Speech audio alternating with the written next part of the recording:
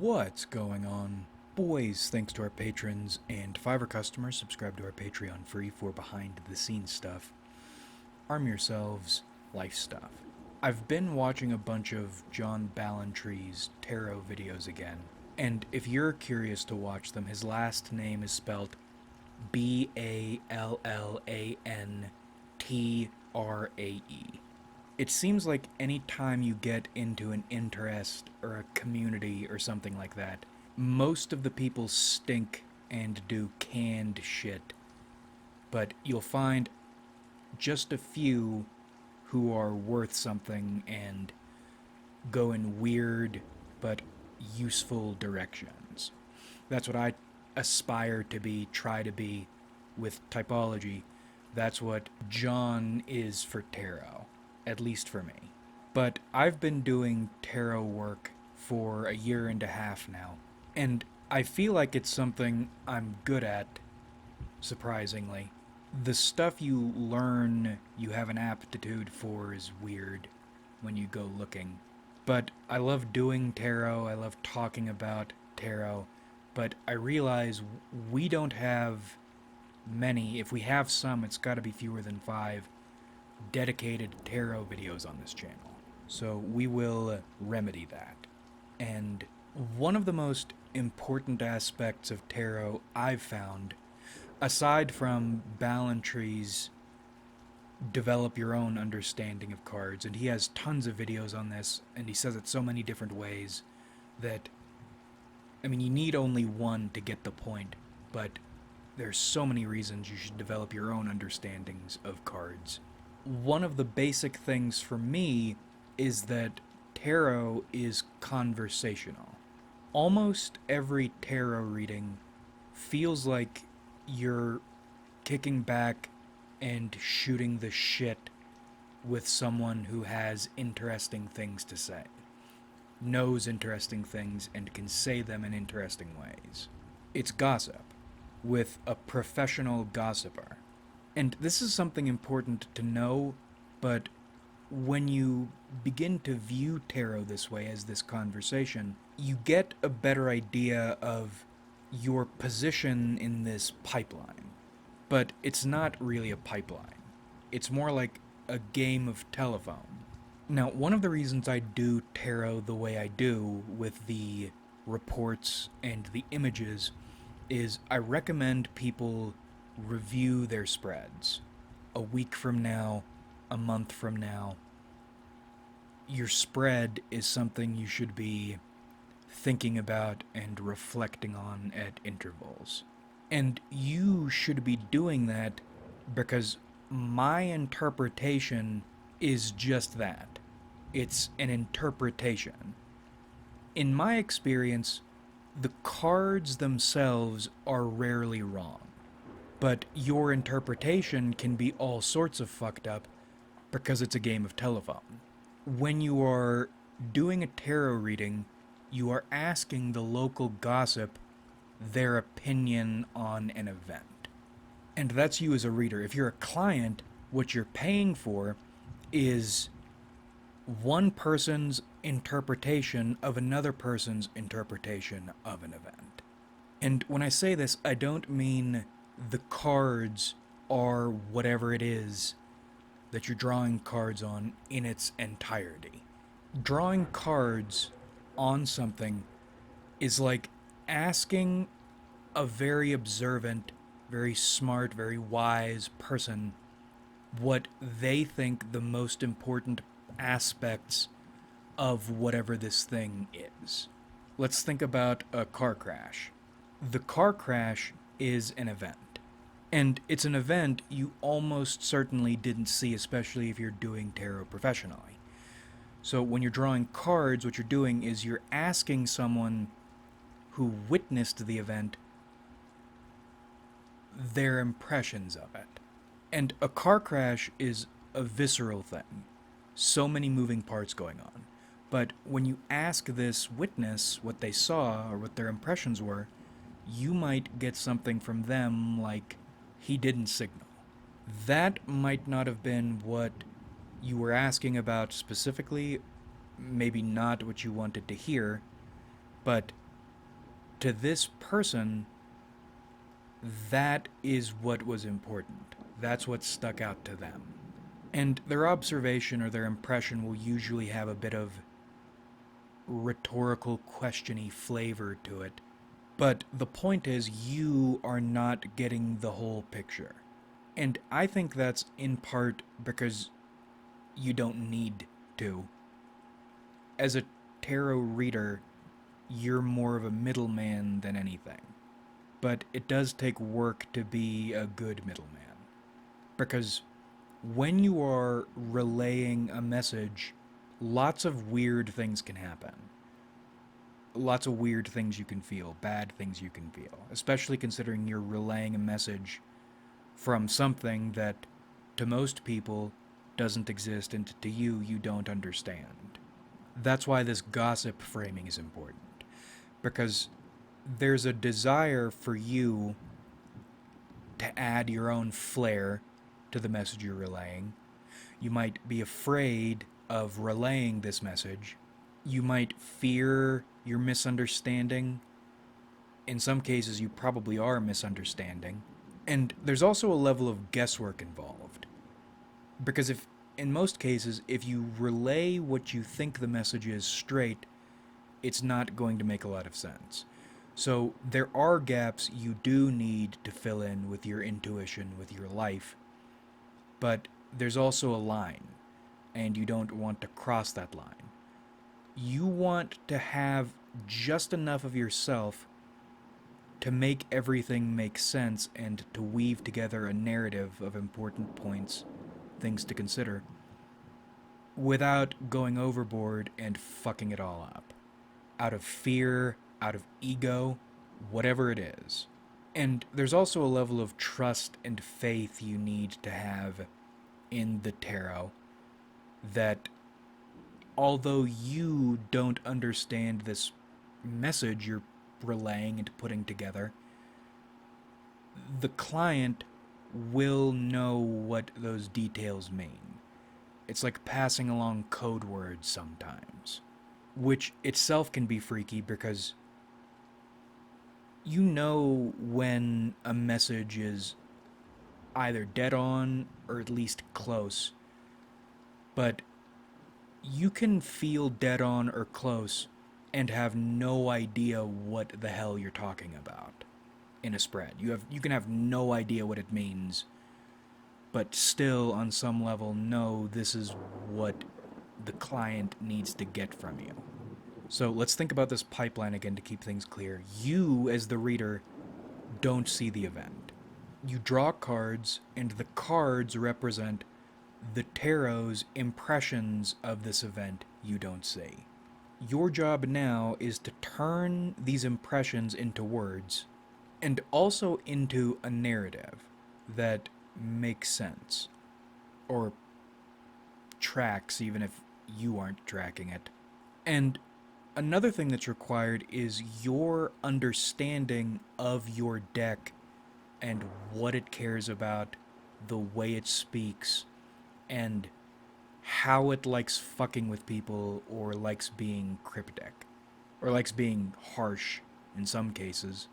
The Thoth deck is a funny and harsh deck, and a while ago I was afraid this was just my feeling about it, as in, more recently we came to that idea that maybe tarot is a tool by which you can access deep intuition. So maybe I'm just projecting qualities I want to see in myself onto the deck, but no. You look around, this is pretty much people's impressions of the Thoth deck. It's a sassy, mean little bastard.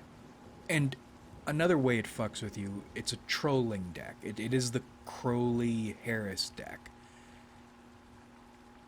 Sometimes it'll dare you to stick with your guns and say what you're feeling. An example, I drew cards for that woman when we first started speaking, before I really knew anything about her, and the cards detected sociopathy. And that was a really weird thing. And that was a case I didn't trust the deck. And it turned out to be right. The deck likes fucking with you. You remember Old Country for No Men when Llewellyn comes home with the money and Mrs. Moss asks him what he's carrying and he says a bag full of money? And she doesn't believe him because the truth, he told her the truth, but he knew she wouldn't believe it. That's the way the Thoth deck operates a lot of the time. It's a person and it likes screwing with you. It'll tell you specific things knowing you either won't believe them or won't want to believe them or will second guess, even though the moment it told you that, on some level you know there's something to this. It's like it feeds on your second guessing. This all to say, part of your job as a reader is to know the deck's personality and interpret whatever it says in a productive fashion for the client. Because if you relay it, if you relay the message straight, either it won't make sense or it'll be phrased in a way that will not be useful for your client. The information is useful, but again, it likes casting pearls before swine because it hates swine. It loves giving people good shit knowing they won't appreciate it and therefore won't use it or will misunderstand it. It's, ironically, a very antisocial deck, which, you read about Crowley. I still love that story of him going into the desert to do some bullshit, and he had some little twink that he dressed up like Pan, and he called him his muse or something like that. He had a really stupid, embarrassing name for this dude. Okay, I know Satanists hate Crowley, which is kind of funny, but I don't care if he's CIA. The dude's a legend. Or whatever it was back then, OSS. Crowley was a semi-superfed. Reading is like working with an oracle. You need to think of it as a person. In fact, it seems like the answer to most things in life is to think about concepts or things as people unto themselves.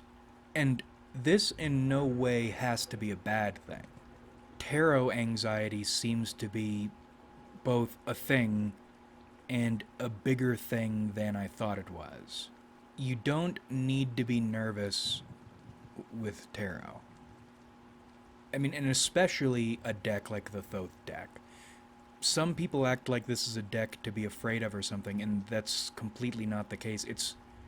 You're able to feel comfortable with the Thoth deck because it's so frank. And back to the gossiping model. When you get out your cards or you set out to do a reading, you are not sitting down at a desk and taking a test or performing a task or taking a shot. You are having a conversation with somebody you know who likes talking and enjoys giving you information even if they make you work for it a little bit. The thing to remember is the cards are always right there. And I do the PDF reports. You can take pictures for yourself or you can have your clients take pictures. Those cards are the words straight from the horse's mouth. And again, the cards, in my experience, are usually correct. So, the vital work is already done. All you have to do is translate and relay, and you can take as much time as you want to with that. And again, people will get nervous about getting it wrong. Well, first, you're always going to misinterpret something. That's inevitable. That's again why you need to reflect on the cards, consider them later, weeks or months later. But you also aren't on some time limit or are dealing with a space requirement. You can yammer on if you want to. And that's what I do when I am not sure about my interpretation or my translation. I'll give a few of my impressions on what I think I'm seeing, and maybe one of them will be right. Or maybe a couple of them will be right, even though they would seem to be in conflict at first. The client will know what's going on and will realize they're not in conflict. You feel like they're in conflict. In other words, when you're reading tarot, when you're translating, when you're gossiping, there's no such thing as talking too little. As long as you are not falsifying or giving in to fear or ego. As long as you're trusting, as long as you are leaning on your intuition, and it feels okay to continue leaning on your intuition, speaking a lot, you're good. And see, again, every deck has its own personality. I think the Thoth deck likes that sort of thing. It likes seeing you give one interpretation and then hesitate, feel like you're missing something, give another interpretation, feel like you've gotten something but not another, and then really look at the card, wait for something to jump out at you. Maybe one thing does and you interpret that, and then you have one of those holy shit moments. It's a chaotic deck. It likes the drama. It likes the theatrics. It's a gossip. And maybe this is a super level of tarot reading that I'm not totally at yet. It seems like the deck likes or is willing to put you in morally uncomfortable situations. An example. I was doing a love reading for a client, new client. And even though I didn't know this woman at all, no context, no nothing, the intensity of the spread told me this one was going to be dead on the money. The problem was it was a very insulting spread. It insulted her, it insulted her childhood, it insulted her character. It told her the sort of man she would want, and even before I handed her the spread and I got the reaction, I knew this was going to be the sort of man she hated. Probably actually would truly benefit from being with a man like this. But I knew she wouldn't like it, even though I don't know this bitch. And as I'm going through the spread, I'm sitting here thinking and watching this get worse and worse and worse as I write it. And I'm thinking, oh my god, this is going to piss her off like you wouldn't believe. But I know this spread is dead on the money. Do I lie? Or do I present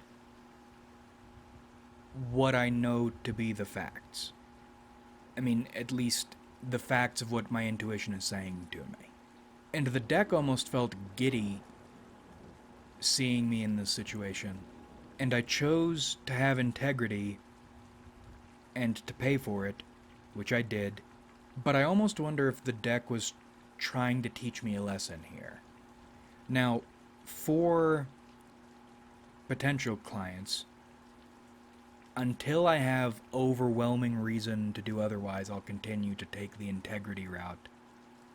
Because even though that experience sucked, integrity... Tarot is so weird.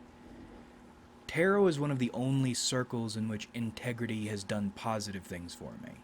But I relay this story to you to emphasize tarot reading is a conversation, a game of telephone, with one person who is spirited, which, as Colin Quinn said, is Canadian farm speak for cunty, one person who's a mess, which is you, and one person you're trying to do your best for. This entire thing is a conversation, and messages are encoded when they're sent, they're decoded by you, and then they're encoded again by you and decoded by the person you sent them to. So many ways for things to go wrong. How do you hedge against that? By remembering this is a conversation, and it's key to know who you're dealing with, not only so you know the ways this person, which is tarot, encodes or encrypts information, but also the things it likes to pay attention to, because everybody's different, everybody's areas of concern are different. The Thoth deck in particular likes dramatic and negative things, so you need to know that to know, what information you're getting in the first place, not even to mention how it's put. And then also, for you on your side, how to recode that information as best you can for another person. As in, you receive the information, you know what information you're receiving, and you're receiving it in X language, and then you need to translate it into Y language and put it however it needs to be put, but it's probably not exactly the way the deck itself would like to put it. But another thing to do, we're rambling, I don't have many opportunities. I have a YouTube channel, I have every opportunity to talk about tarot. I don't know why I haven't done it yet, at least in dedicated videos. I like shooting the shit with my tarot deck. Which is what every spread is, but I like just asking it about random things sometimes. That's where this video idea came from. It's gossiping. And that does more than just gives you an excuse to practice your reading. You're also developing a connection with your deck and getting more comfortable sitting down to do tarot and to trust tarot. That's the weirdest thing. For over a year, while I was reading tarot professionally, I was still skeptical. I still had that intuitive sense of what I needed to be doing, and I relied on that. But I didn't really start to... I knew something was going on there. But when I say skeptical, this is not something I personally would rely on for information about what needs to happen with things. That changed. And it changed in part, I think, because I got more familiar with the deck as an individual. If you walk up to a stranger and ask them for very specific or personal advice, odds are good they'll be a little suspicious or frigid. And let's say you do know this person, you've done this a few times. Maybe they'll be willing to help you, but if you come to them only when you want something, maybe they'll help you, but there'll still be a disconnect there, as in they're not going to go the extra mile, really want to help you. It's different when you develop that personal connection with your deck. Pop in, shoot the breeze, see how everything's going on. That's, I think, when it becomes a lot more willing to help you. And on top of that, I'm finding it calming to have these little sit and chill sessions with the deck. Anyway, I think that about does it for this video. Final thing, if you've listened this far and you're curious, for the rest of October, I'll offer judgment spreads for $20 on my Fiverr gig. Usually they're $30. All you need to do is DM me on there and I will send you the promotional offer. I'm not at a point, I don't have Fiverr Seller Plus, so I can't hand out discount codes or anything like that, unfortunately, but we're getting there. And I do like the synergy my tarot videos have, in which I can promote an online business venture I actually like. Tarot has been, overall, such a positive thing in my life. And it baffles me that modern contemporary Abrahamics are so hostile toward it. Like that one commenter said, I'll normally say the a commenter or this one commenter because I don't want to blow up people's spots depending, but in this case I really don't remember which subscriber said this. One of them commented, "Buy your fruits, you shall know them." Of course, these people take one of the only positive, decent things in my life and they attack it. Unwarranted. This wasn't even. That's the thing. I didn't realize that level of hostility existed. I mean, around something like this. This is such a minor, nothing thing that causes no harm to you, to anybody else, and they hate it. It's actual witch shit. I didn't realize it had that much of a grip on them still. I mean, it makes sense now, but still, that was a surprise, and it is very telling. Like if you enjoyed, subscribe if you haven't.